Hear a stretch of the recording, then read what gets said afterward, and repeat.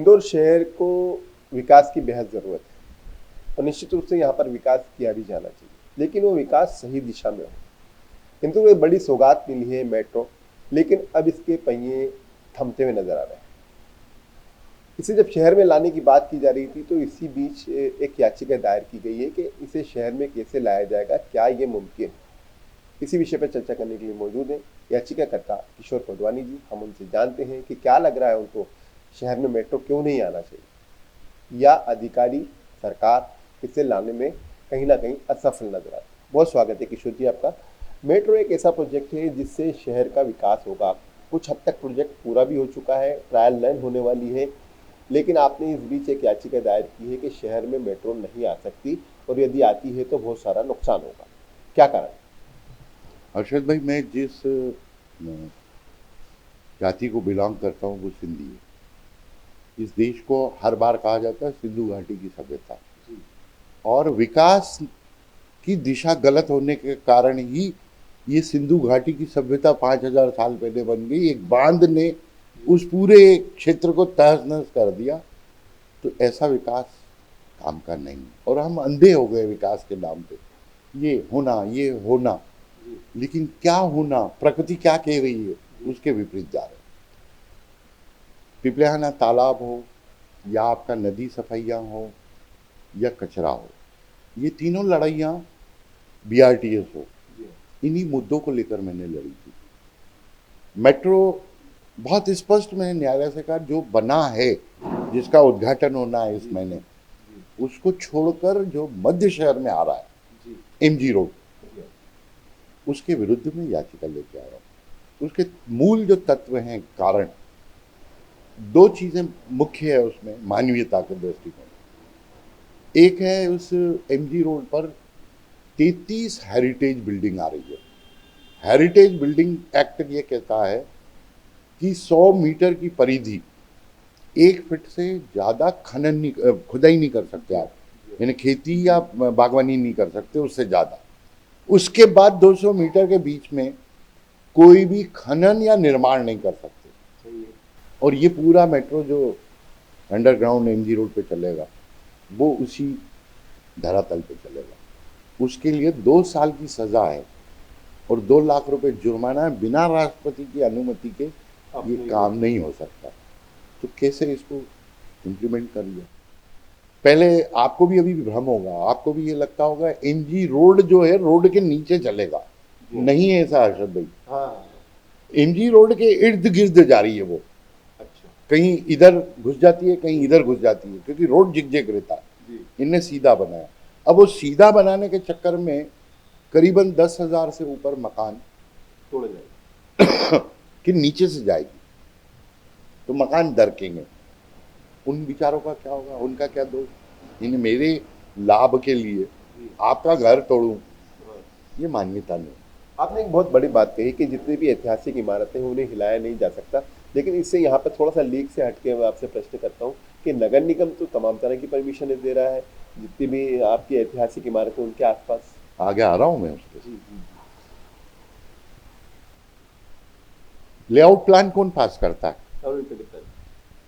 कोई भी इंदौर का काम जो हुआ है, टाउन एंड कंट्री प्लानिंग ने लेआउट प्लान पास किया है? किसी ने पास करवाया है? आपकी जमीन है नगर निगम की, तो आपने नक्शा बनाया, आपने बिल्डिंग बना दी। सरकार ने पीडब्ल्यूडी को कोई जमीन दे दी तो पीडब्ल्यूडी ने नक्शा बनाया। लेआउट प्लान कौन पास करेगा मेरे भाई? क्या वो किस काम की जमीन है? ये कोई अनुमति नहीं ली गई। यही गलती बीआरटीएस में हुई, यही पिपलियाना तालाब में गलती हुई, और यही गलती नदी किनारे हो रही है, और वही गलती यहाँ फिर रिपीट हुई। आप आश्चर्य करोगे अर्शद भाई, सबसे पहले टेंडर हुआ, फिर गजट नोटिफिकेशन हुआ, फिर अधिग्रहण की अधिसूचना जारी हुई है। ये संभव है? सारा उल्टा।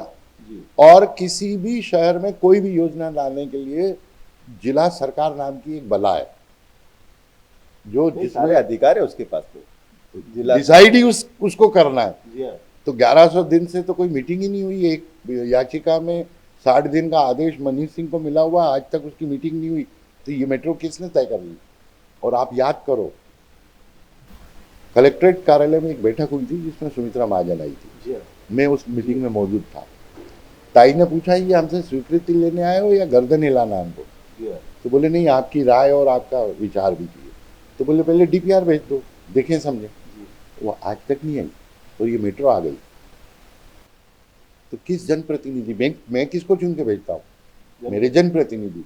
मेरे जनप्रतिनिधि ने मेरी बात रखी नहीं, और इन बाले बाले जो मैं बार बार शब्द कहता हूँ, मर्जी का दर्जी प्रशासन चल रहा है। ये मर्जी का दर्जी उदाहरण है। किशोर जी, ये देखने में आया है कि आप जब भी कोई जनहित से जुड़ा हुआ मामला रहता है तो उस पर आप आपत्ति दर्ज कराते हैं और न्यायालय की शरण भी लेते हैं।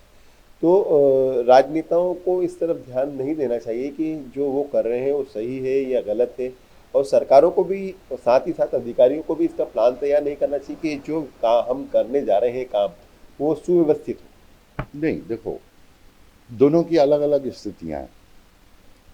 अधिकारी जो है ऊपर के आदेश पे गर्दन हिलाता है, जी सर। पहले ऐसा नहीं था, अब ये सिस्टम सब टूट चुके हैं। जनप्रतिनिधि की मौत क्या है कि आपके मरने में आना है, आपके बर्थडे पे आना है तो मेरे वोटर बनोगे। जनहित के इश्यू पे आप मेरे वोटर नहीं बन रहे हो, तो हमारी अपेक्षाएं भी गलत हो गई। और जनप्रतिनिधि दिन भर इसी प्रशासन से छोटे छोटे काम करवा रहा है, तो इतने बड़े काम में वो उसका मुंह कैसे फाड़े? क्योंकि अधिकारी को ऊपर करना है काम, और वो कह देता है कि साहब का आदेश है, तो क्या करें?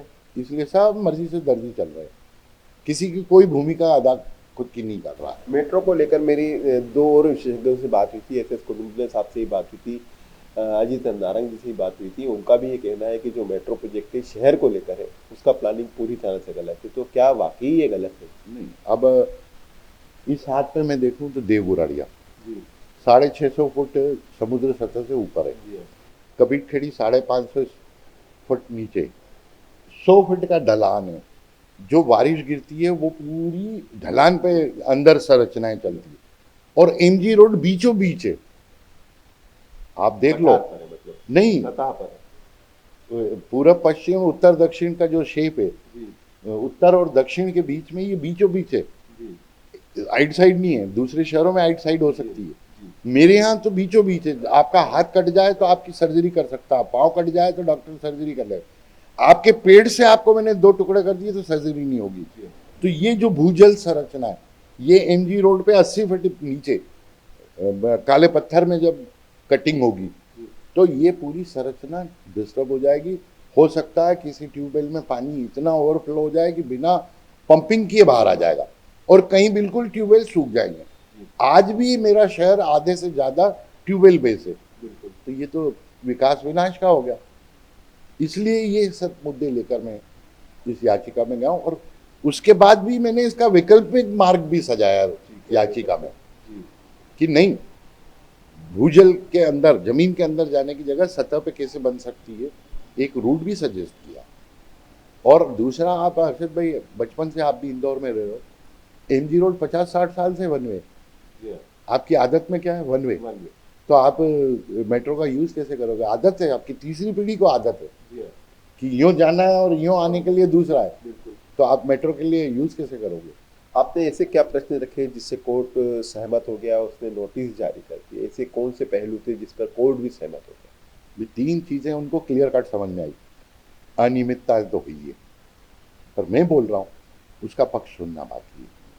भूजल वाले मामले में उन्होंने कहा कि ये तो तकनीकी मामला है, प्रोग्राम में जवाब आने दो, तकनीकी फैक्ट्स आने दो। तीसरा जो हेरिटेज वाला था, वो उनको दिमाग में बैठ गया कि यार ये गलती तो हो रही है।